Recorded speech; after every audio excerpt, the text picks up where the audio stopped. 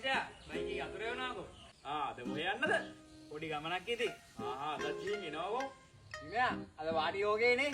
නැතුව ඉතින් අතරටත් දෙනවා සෙට් එකම. නියමයි ඈ. සුපිරියක්. හෙලෝ මහත්තයා ඔයාගේ වාහන තුනේ ෆිනෑන්ස් එක ඇරියස් වෙලා තියෙන්නේ. මෙහෙම ගියොත් නම් අපිට ඩිසිෂන් එකක් ගන්න වෙනවා. අනේ මට තව මාස දෙකක් දෙන්න පුළුවන්ද? මගේ බිස්නස් ඔක්කොම හිර වෙලා තියෙන්නේ. මං අනිවාර්යයෙන්ම සල්ලි දාන්න. සෝරි මහත්තයා, ඇත්තටම එහෙමනම් කරන්න විදිහක් නැහැ. මොකද ඔයාගේ ෆිනෑන්ස් එක ඇරියස් වෙලා තියෙන්නේ මාස 6ක ඉඳන්.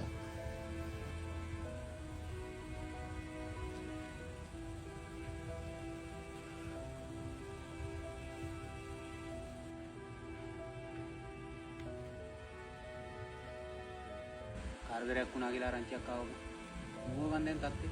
ඔව් බං. වාහන ටිකත් ඔක්කොම අරන් ගියා බං ෆිනෑන්ස් එකෙන් ඇවිල්ලා. බිස්නස් ඔක්කොම හිර වෙලා බං. හිතා ගන්නවත් බෑ ඔය. එහෙම තමයි බං. මිනිස්සුන්ට අමාරු කාලේ යනවා. කොල්ලු ටික දාවේ නැද්ද බං? උන් කවුරුත් දැම්මව ගණන් ගන්න නෑ බං. මේ වගේ වෙලාවක උන් බාපු එක මට නම් ලොකු දෙයක් බං. ඇත්තටම මාරම යාළුවෙක්. උඹ වැඩි හිතන්න එපා බං. අපි හිමීට නැගිටලා ගේමක් ගහමු. ඔබට මං ඉන්නවා. මට ඒ වාතේ නැත්තේ.